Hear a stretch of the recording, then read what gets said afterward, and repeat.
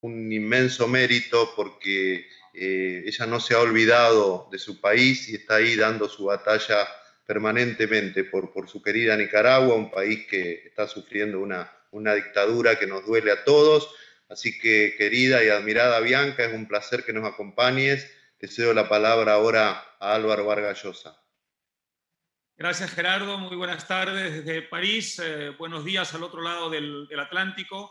Es un gran placer recibirlos hoy en un nuevo evento de Fundación Internacional para la Libertad que organiza en conjunto con Fundación Libertad de Rosario esta conversación con una invitada de lujo. Es un verdadero placer. Hacía algunos años que no tenía comunicación con Bianca Jagger. Alguna vez, no sé si Bianca se acordará, pero hace ya algunos años coincidimos como observadores en un viaje por Centroamérica para tratar de, en fin, dilucidar si se estaban o no respetando las reglas electorales y los derechos humanos en aquella etapa, y muchos años después volvemos a encontrarnos para seguir hablando de lo mismo, lo cual solo confirma que la batalla por los derechos humanos no termina nunca, ni en su país, ni en toda la región. Como siempre, ya conocen ustedes el formato, voy a hacer una breve introducción, luego les cederé a nuestra invitada la palabra para que haga una exposición. Inmediatamente después entablaré un diálogo con ella e intentaré, por supuesto, incorporar al diálogo algunas de las preguntas que ustedes me harán llegar a través del chat. Como siempre, me disculpo de antemano porque será imposible atender a todas las preguntas y requerimientos. Haré un esfuerzo para tratar de ser lo más justo posible. Bueno, como dijo Gerardo, por supuesto, Bianca es además de una ciudadana del mundo, muy nicaragüense. Lleva décadas, como 4 décadas, defendiendo los derechos humanos, las libertades civiles, la paz, también una causa que es muy cercana a ella, la del medio ambiente, en distintos foros internacionales, y es, por supuesto, fundadora y presidenta de la fundación que lleva su nombre, la Fundación Bianca Jagger Pro Defensa de los Derechos Humanos, además de que tiene muchos otros títulos de gran relevancia internacional. Es embajadora de buena voluntad del Consejo Europeo para la abolición de la pena de muerte, por ejemplo. También integra el Consejo de Liderazgo del Directorio Ejecutivo de Amnistía Internacional y es embajadora del Desafío de Bonn, de la Unión Internacional para la Conservación de la Naturaleza.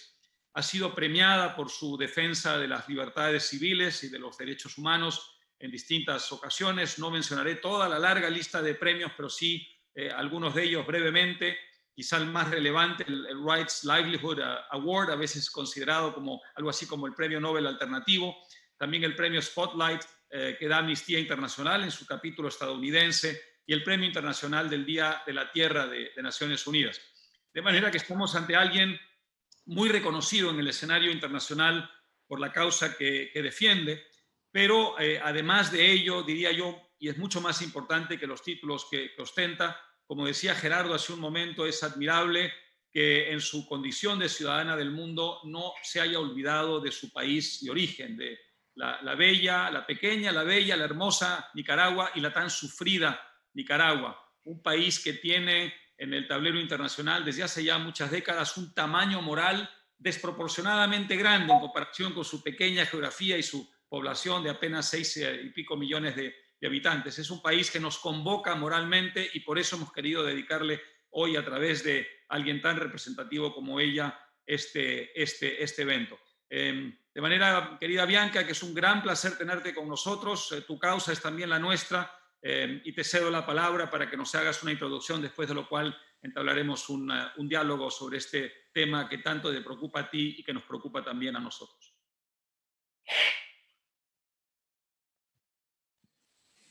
Muchísimas gracias por invitarme.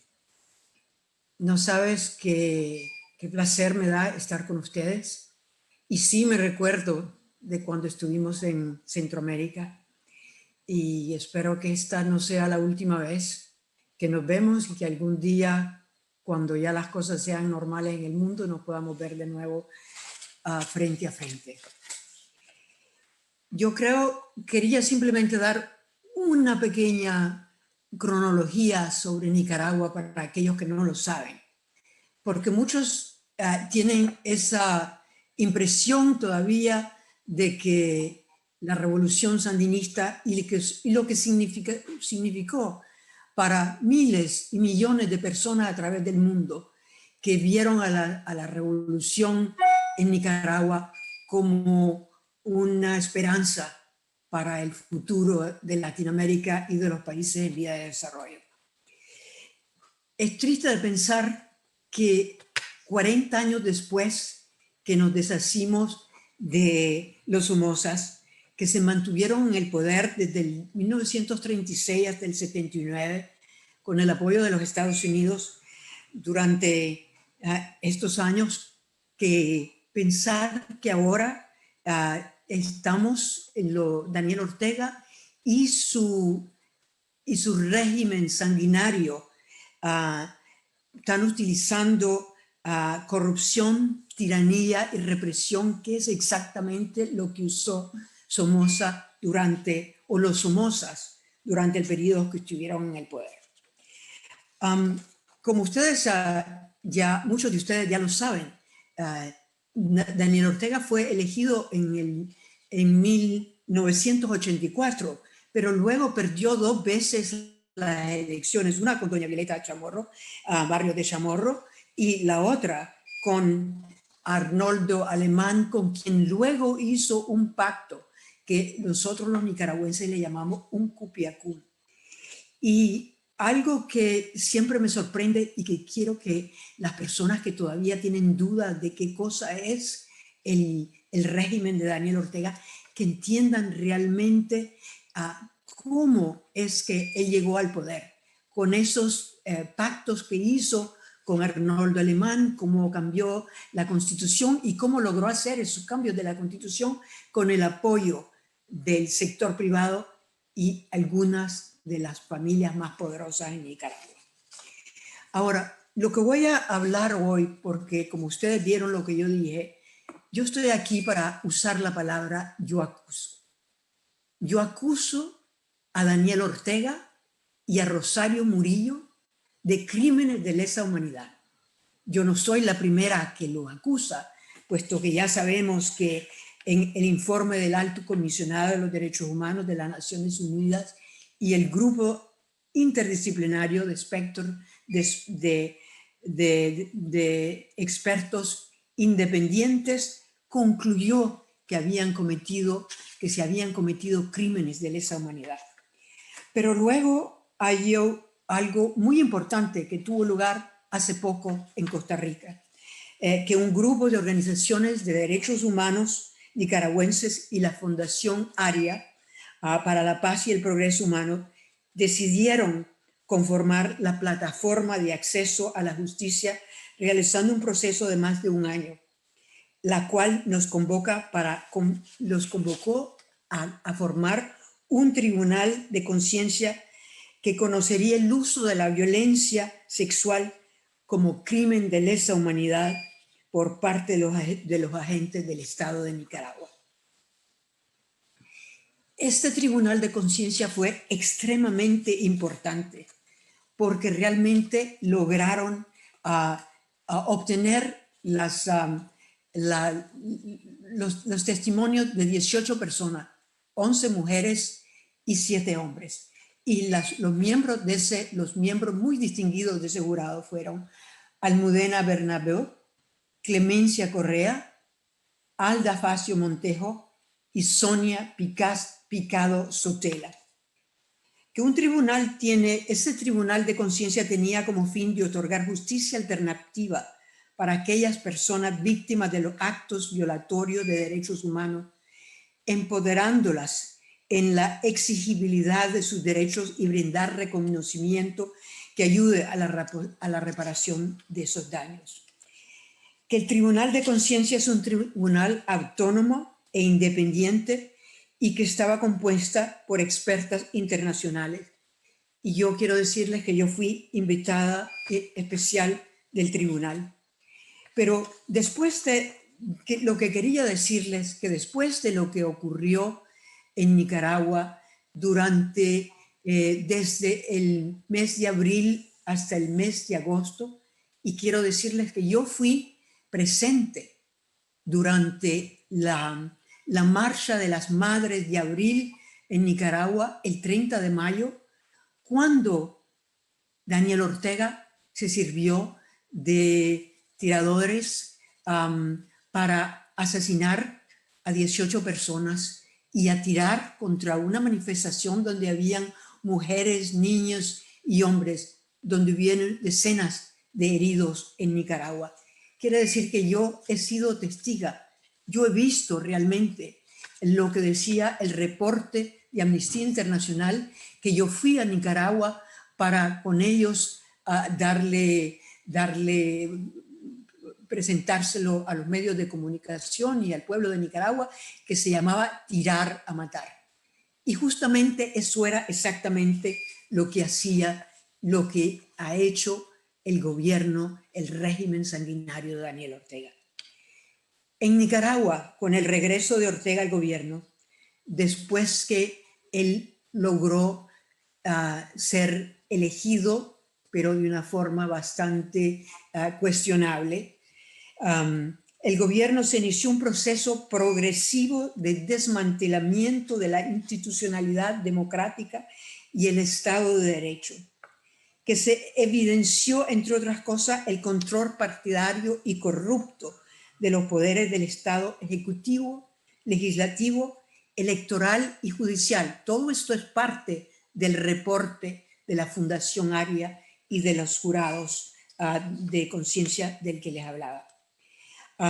La desarticulación de la infraestructura interinstitucional concebida para la rendición de cuentas y respeto a los derechos ciudadanos consignados en la Constitución política, como la libertad de expresión, la eliminación de facto del derecho a la reunión pacífica, a las manifestaciones, a la movilización, el derecho a participar de los asuntos públicos, el irrespeto a la integridad física, a no ser detenido por razones políticas. No quiero olvidarme de mencionarles que hoy día en Nicaragua hay 95 presos políticos desde abril y hay otros 5 que son de antes. Quiere decir que hay 100 presos políticos que son víctimas de persecución, víctimas que sus derechos están siendo violados. Muchos de ellos han sufrido del COVID-19 sin tener ningún acceso a los servicios médicos. En 2018, el descontento ciudadano acumulado durante 11 años se sumó al descontento que generó la respuesta estatal al incendio de la reserva Indio Maíz. Posteriormente, las reformas anunciadas y decididas de manera unilateral al sistema de seguridad social. Y por eso realmente fue que se desató ese movimiento, esa revuelta pacífica que tuvimos en Nicaragua. Pero lo que quiero decirles realmente y por qué yo estoy aquí y por qué digo yo acuso a Daniel Ortega, es que la tortura sexual, particularmente la violación sexual, ha sido parte de un plan sistemático de autoridades nicaragüenses del régimen de Daniel Ortega y de Rosario Murillo. El Estado nicaragüense ha cometido crímenes contra la humanidad con participación de actores materiales e intelectuales. Los testimonios de personas valientes dan fe de la gravedad, escala, carácter sistemático y generalizado de la acción estatal.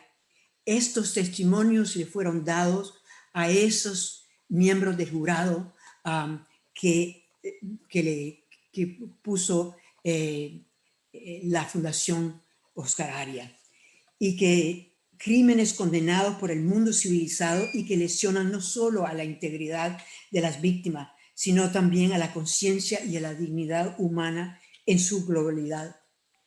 Por ende, sus autores y responsables son verdaderos enemigos del género humano y enemigos comunes de la humanidad en su conjunto. Esto es un crimen que trasciende las fronteras y yo estoy aquí para hacer esas acusaciones y para hacerle un llamado a la Unión Europea y al gobierno de España que tengan en cuenta lo que está ocurriendo y ha ocurrido en Nicaragua para que se le impongan sanciones que realmente tengan incidencia en poder parar esos actos criminales que se están cometiendo en Nicaragua. Los testimonios son aterrorizantes realmente. Lo que pude leer, que no sé si realmente lo podría repetir aquí, de las torturas sexuales que se cometieron contra esas 11 mujeres y esos 7 hombres son realmente inadmisibles. Son de la tortura de lo más criminal y de lo más cruel. Es cierto que Nicaragua no pertenece al Estatuto de Roma, que constitutivo de la Corte Penal Internacional, que en el artículo 7, que tipifica los crímenes de lesa humanidad. Qué mala suerte que realmente Nicaragua no pertenece al Estatuto de Roma, pero que se debe de considerar que el Código Penal de Nicaragua, en el artículo 488, tipifica que la tortura de la siguiente manera: quienes somete a otra persona a cualquier tipo de tortura, física o psíquica, con fines de investigación penal como medio intimidatorio, castigo personal, medida preventiva penal o cualquier fin, será sancionado con la pena de 7 a 10 años de prisión, lo que yo creo que no es suficiente. Lo que quiero decirle es que las conclusiones del código de lo que hicieron en Costa Rica recientemente fue que, tras haber revisado minuciosamente los peritajes y otras pruebas a disposición de este tribunal, no cabe duda que el Estado de Nicaragua incurrió en un crimen de tortura a través del abuso y violación sexual de mujeres y hombres mientras se encontraban bajo la custodia de las fuerzas policiales y parapoliciales del país.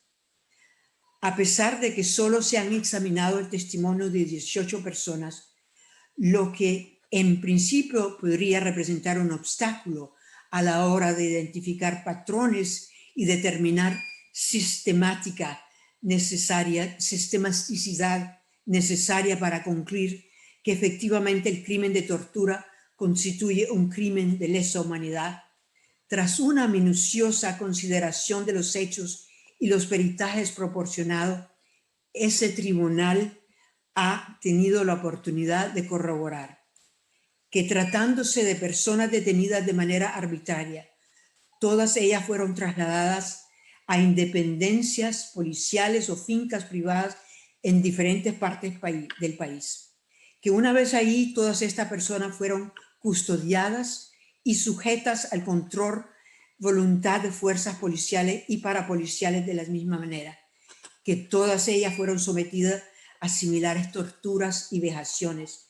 Que todas ellas fueron posteriormente amenazadas. Por eso es que el tribunal concluyó, con la determinación de la Oficina del Alto Comisionado de Naciones Unidas para los Derechos Humanos, que el informe del Grupo Interdisciplinario de Expertos Independientes GIEL y resuelve que la violencia sexual cometida por el Estado de Nicaragua constituye un crimen de tortura y que esas torturas se cometieron de manera sistemática por un agente del Estado contra la población civil nicaragüense, constituyendo, por tanto, un crimen de lesa humanidad. Lo que quiero decir, y por qué era tan importante para mí hablar de esto, porque sí es cierto que se le ha dado mucha atención a lo que resolvieron en este jurado de conciencia, es que tenemos que tener en cuenta que la primera persona que ha cometido crímenes de violencia sexual ha sido Daniel Ortega contra su hijastra, y que ahora escucho que se le va a imponer a una cadena perpetua a aquellos que cometen violaciones sexuales en Nicaragua. Y lo que quiero decirles a todos es lo que yo espero, es que será Daniel Ortega el primero a comparecer ante la justicia por esos crímenes sexuales que él ha cometido. Muchísimas gracias. Muchas gracias, Bianca, por ese testimonio estremecedor y espeluznante e indignante verdaderamente. A mí me subleva, y me imagino que a ti también, que no se hable lo suficiente de Nicaragua. Durante muchos años se decía lo mismo de Venezuela, había una actitud de enorme tolerancia, como mínimo con Venezuela y con los crímenes que se estaban cometiendo en Venezuela en la comunidad internacional, pero con respecto a Venezuela las cosas cambiaron en un momento dado porque simplemente ya no era posible seguir ocultando la verdad y porque era muy embarazoso para la comunidad internacional y particularmente para los vecinos latinoamericanos de Venezuela seguir guardando silencio.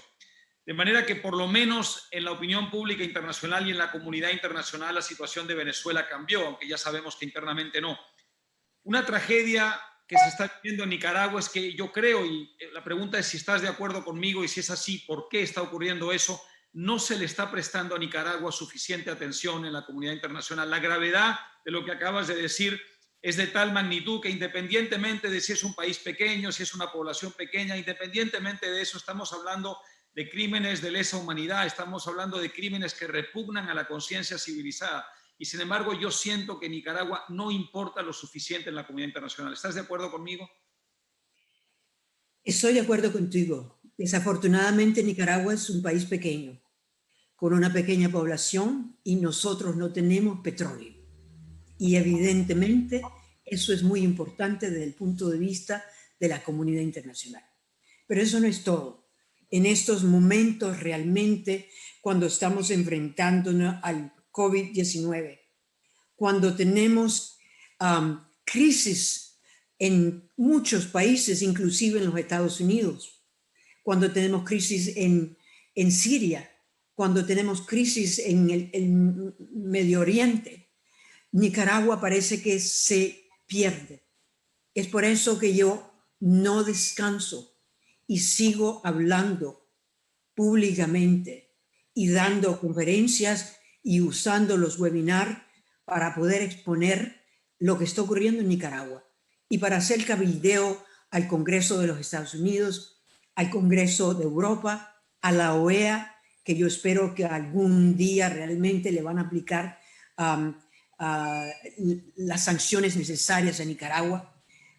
Pronto van a tener una asamblea general y espero que van a retomar lo que está ocurriendo en Nicaragua y que realmente tenemos que tener el apoyo de la comunidad internacional, que se den cuenta realmente de los crímenes atroces que se están cometiendo contra las mujeres, contra los hombres, contra la iglesia, contra la prensa, porque ya sabes que últimamente el Canal 12, ellos están usando ahora otros métodos para abusar de su poder y para poder cerrar todos los espacios para que no pueda haber una libertad de prensa, una libertad de expresión, la persecución de los estudiantes, los asesinatos de los campesinos, la persecución de la iglesia en Nicaragua de la forma aferrada en que lo hacen, mientras pretenden ser un gobierno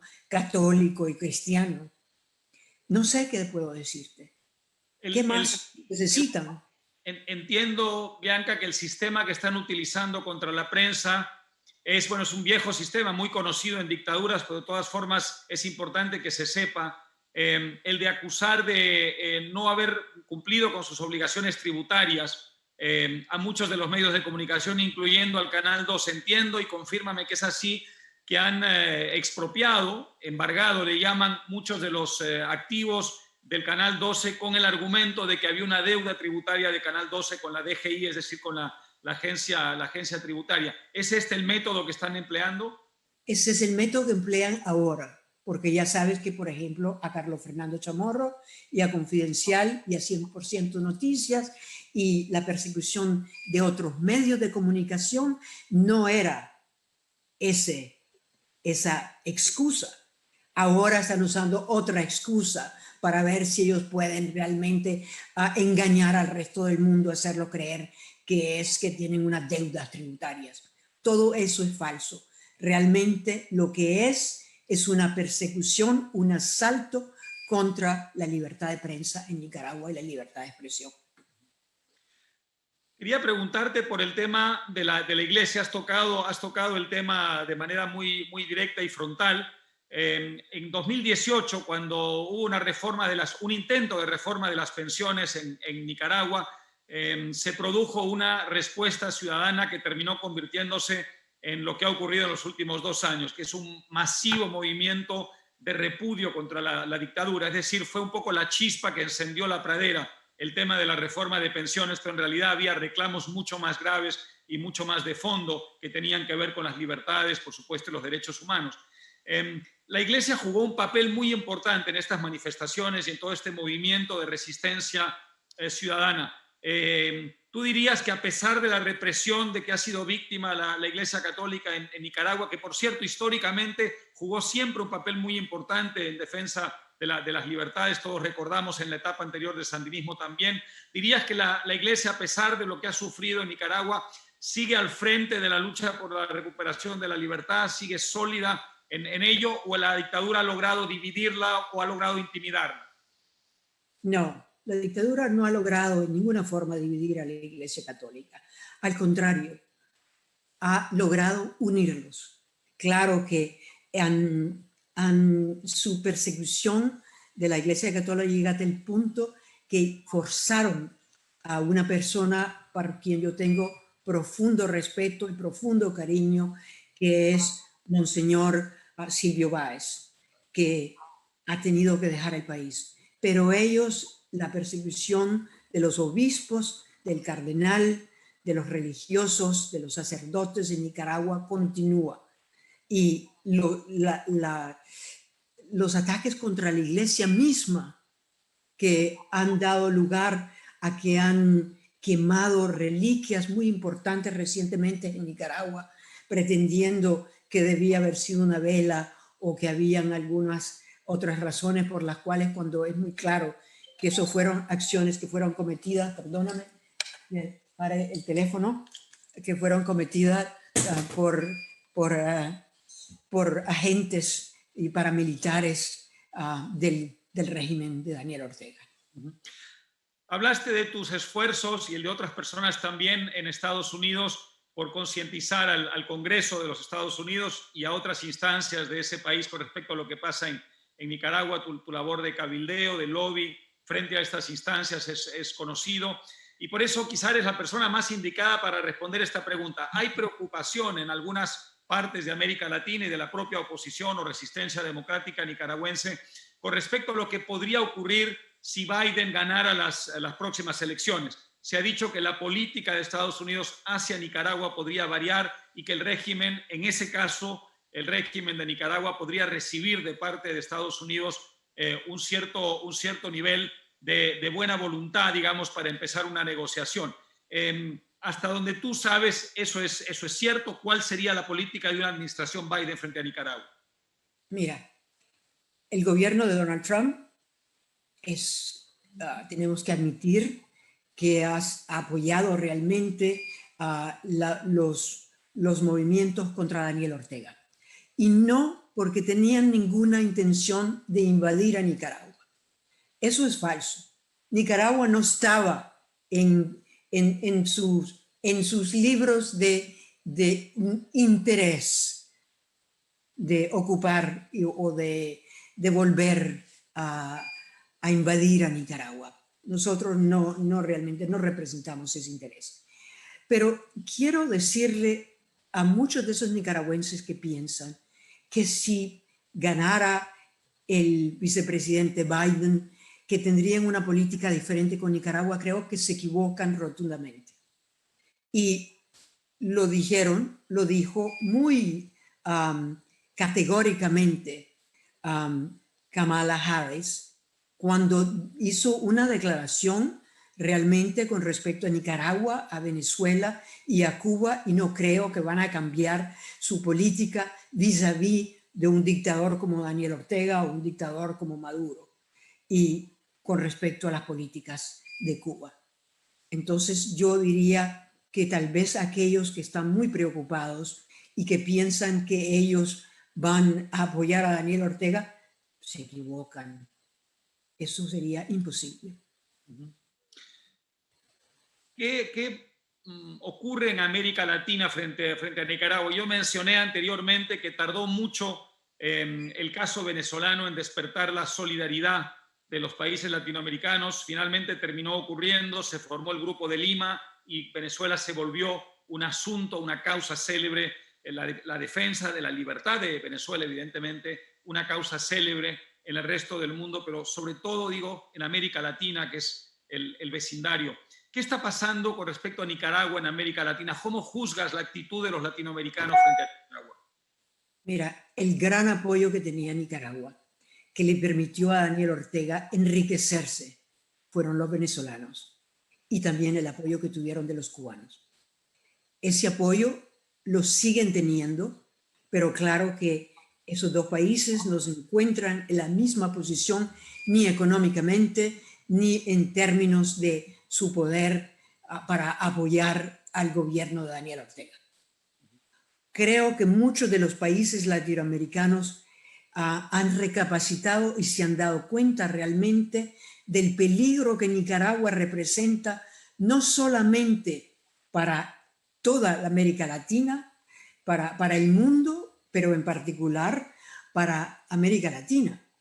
Por ejemplo, el daño que Nicaragua le causa a Costa Rica, porque tú ya sabes que Costa Rica, siendo un país muy pequeño, ha sido extremadamente generoso y han acogido a casi 100,000 personas que han huido de Nicaragua y se han ido al país más cercano, Costa Rica. El daño que Nicaragua le causa a todo Centroamérica es muy claro para ellos. Ahora, cuando hablamos de la OEA, son los países del Caribe que todavía tienen un cierto, si quiere, reconocen o se sienten endeudados por lo que recibieron por Venezuela, que todavía no tenemos el voto en la OEA para la aplicación del artículo 21 o el artículo 20 a Nicaragua. Entonces, eso también es parte del cabildeo que yo hago. Yo les hago un llamado a todos los miembros de la OEA que recapaciten, que tenemos que enfocar y tienen realmente que aplicar esos artículos a Nicaragua. Daniel Ortega es un paria, es un criminal, es un pedófilo, es un hombre sin ningún escrúpulo, que está dispuesto a asesinar a estudiantes, asesinar a niños, mandar a violar a las mujeres y a los hombres. No podemos aceptar que Daniel Ortega siga en el poder.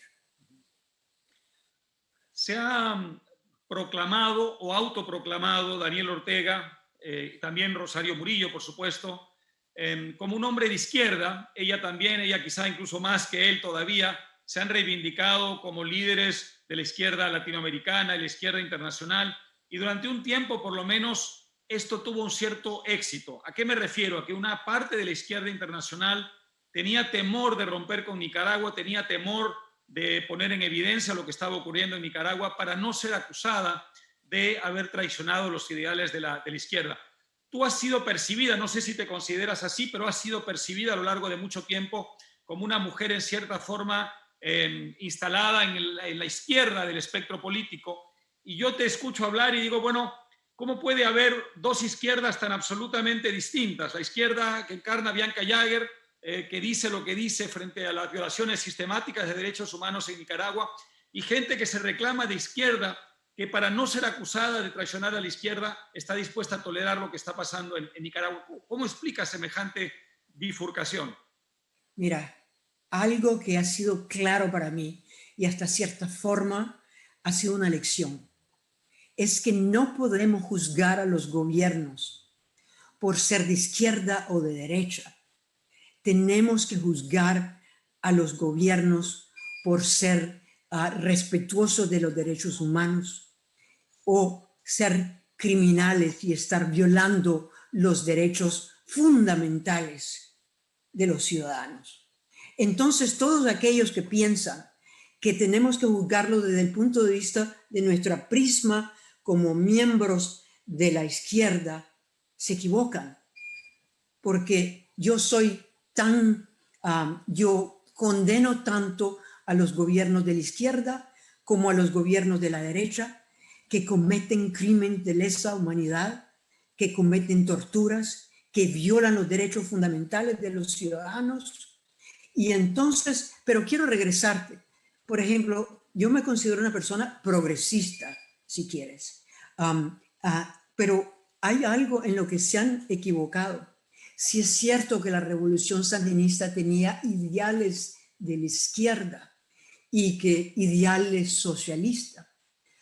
Daniel Ortega, cuando regresó al poder, él es un hombre muy astuto que entendió que si él antes había puesto en las cárceles a los miembros del COSEP, que si él antes había perseguido a la prensa, que al regresar al poder la única forma como él podía afianzar ese poder era haciendo pactos con los más corruptos como Arnoldo Alemán, haciendo pactos con las familias más poderosas como Carlos Pelas y otros, haciendo pactos con el sector privado e introduciendo políticas neoliberales en Nicaragua.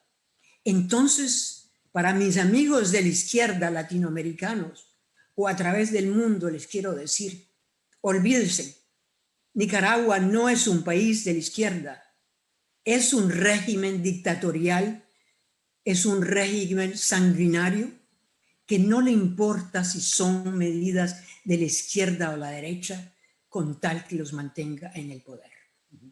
Esto que has dicho es muy importante porque, bueno, lo habías mencionado también en tu exposición brevemente, pero creo que es bueno que lo hayas recalcado, Bianca, y es que un sector de la empresa privada fue cómplice del régimen de Nicaragua, del régimen de Daniel Ortega, en la primera etapa, cuando estaba desmantelando las instituciones democráticas desde el poder, y le prestó un enorme servicio, creyendo ingenuamente que en la medida en que pactara con Ortega, Ortega seguiría siendo leal a ellos de manera más o menos permanente y perpetua. Y por supuesto, tarde o temprano, esa vinculación se tenía que romper, aunque seguramente hay otros que se tratarán de acomodar también.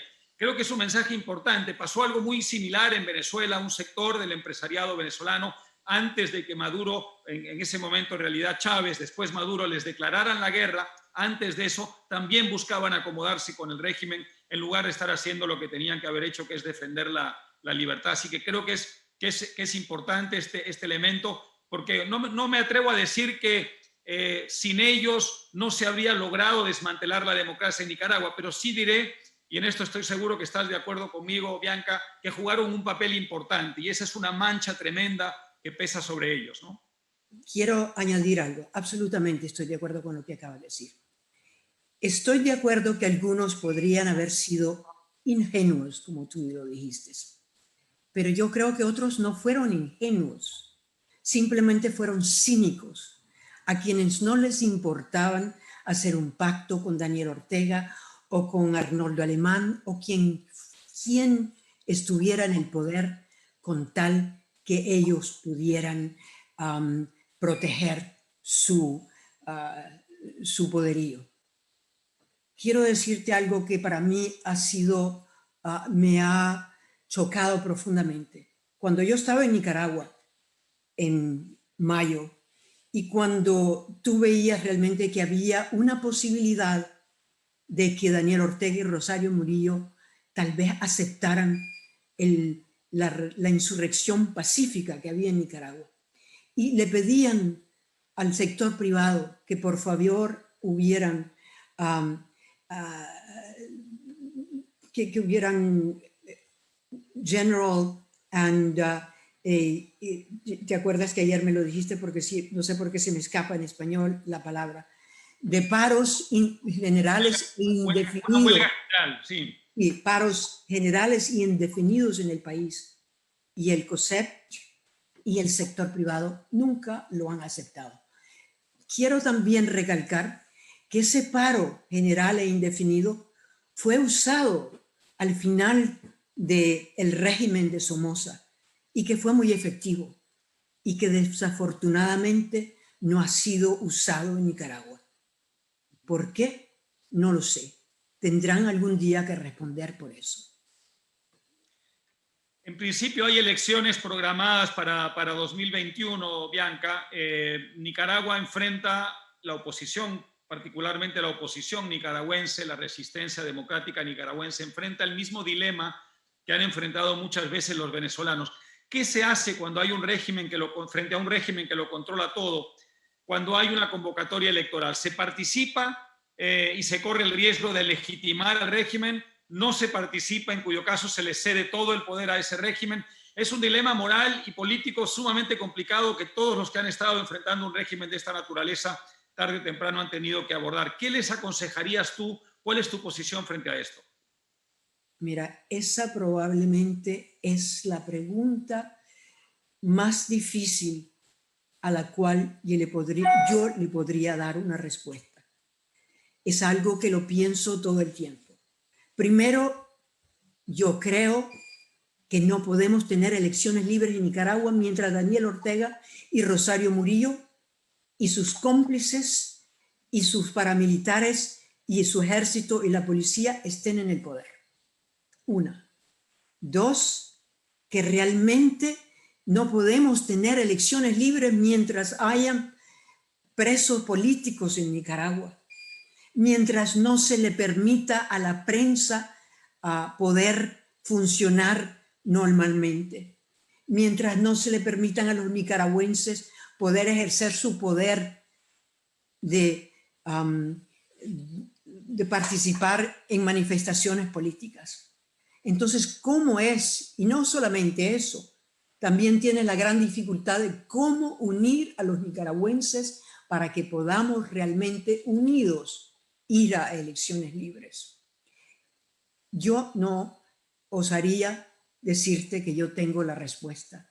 Ojalá que de aquí a ese entonces que logremos encontrar las respuestas necesarias.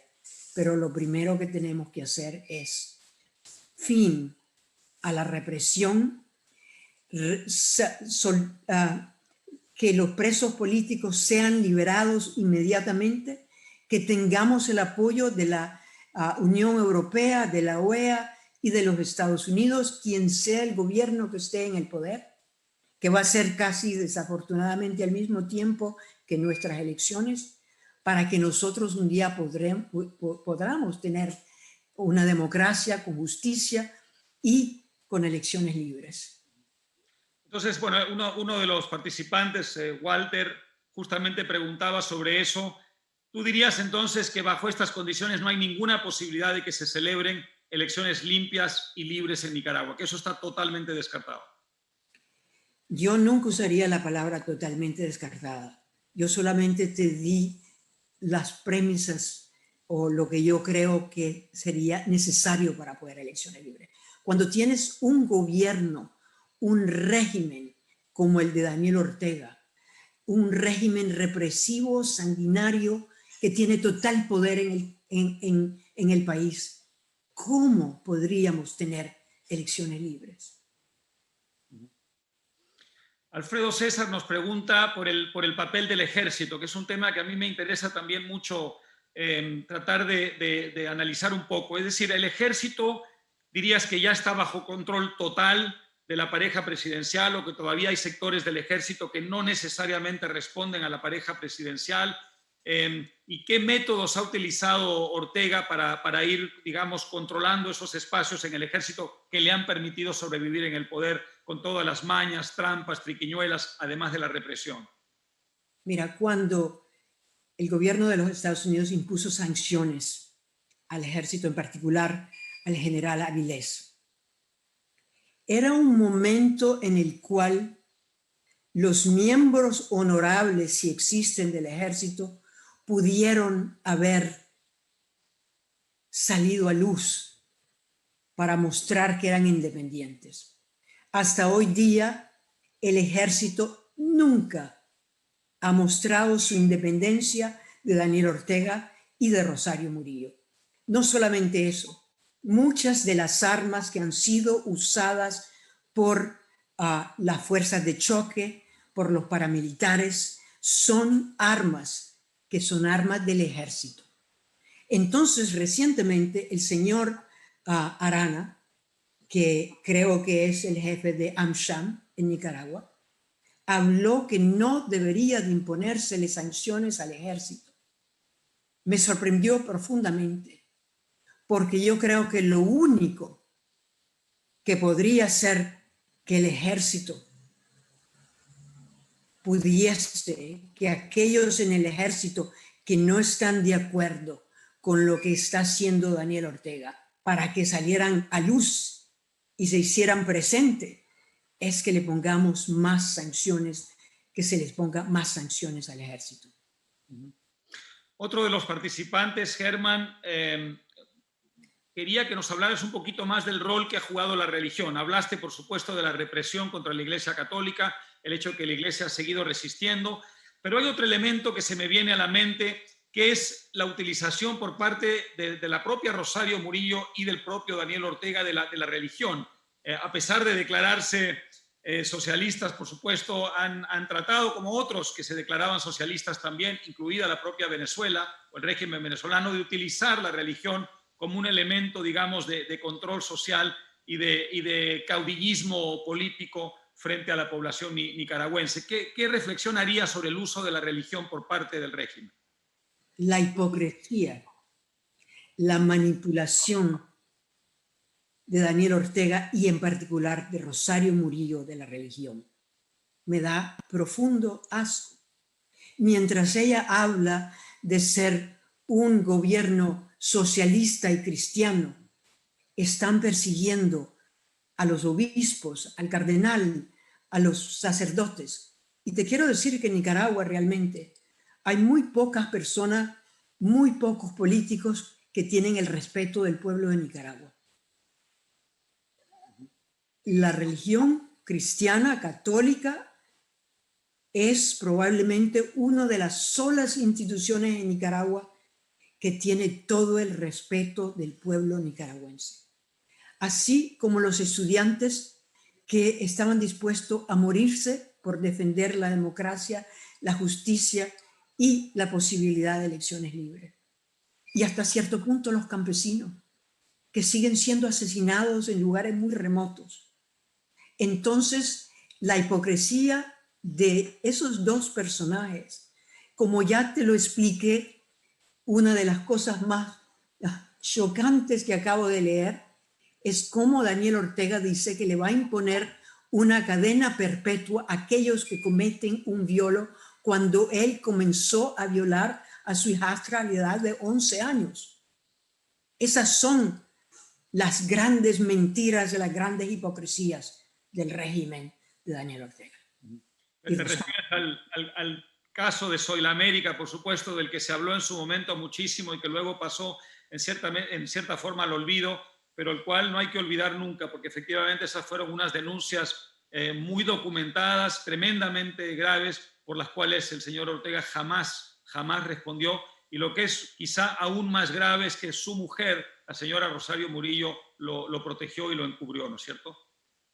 No solamente lo protegió y lo encubrió, es probablemente la razón por la cual ella es coparticipante, ella es vicepresidenta de Nicaragua.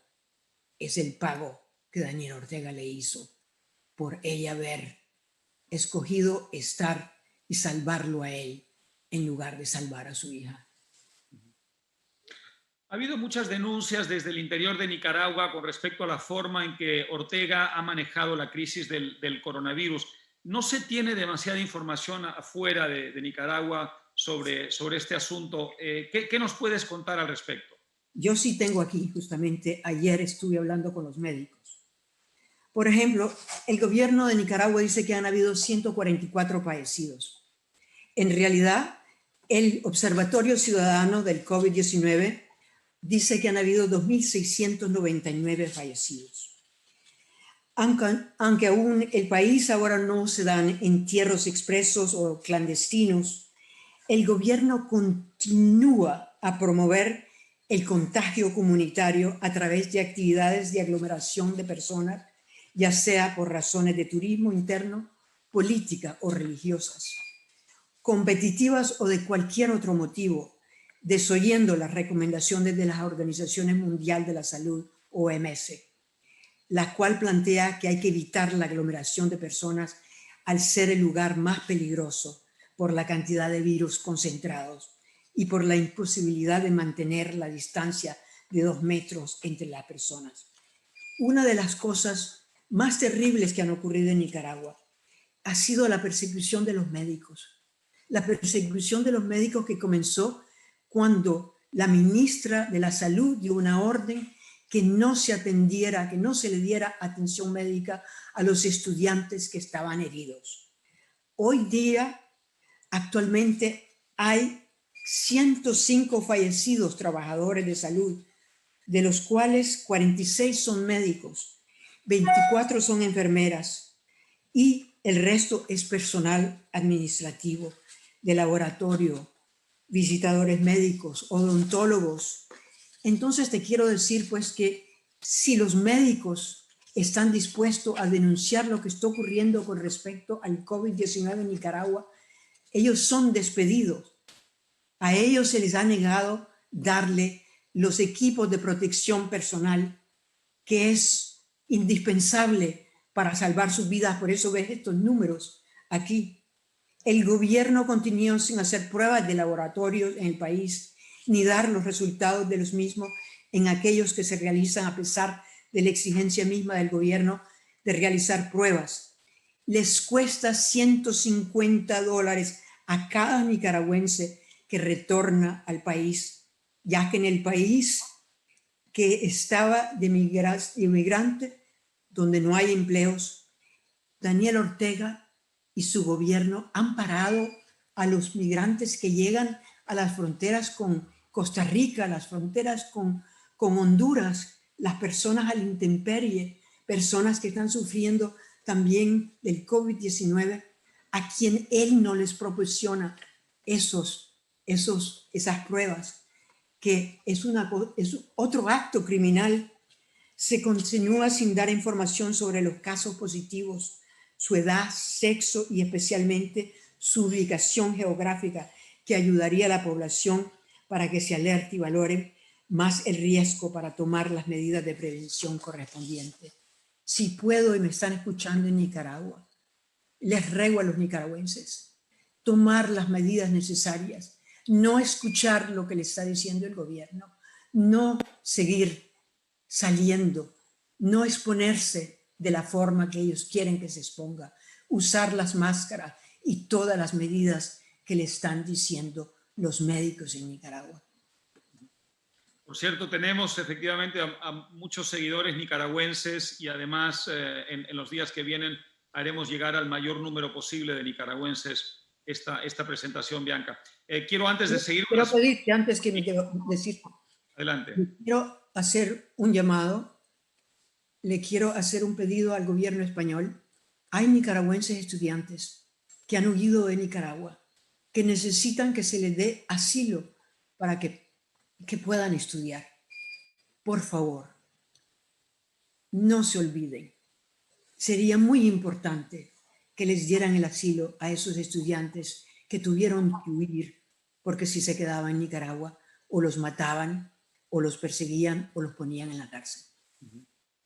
Y hablando de países de acogida, quiero recalcar algo que ya mencionaste porque me parece justo el papel que ha jugado Costa Rica, un país que ha acogido generosamente con los brazos abiertos a miles y miles de nicaragüenses, ha jugado en cierta forma para con Nicaragua el rol que ha jugado Colombia para con los venezolanos que han tenido que salir en masa de Venezuela. Así que muy digno y muy encomiable el papel de Costa Rica en toda esta tremenda crisis, a pesar de las consecuencias que para los propios costarricenses obviamente puede tener todo esto, ¿no?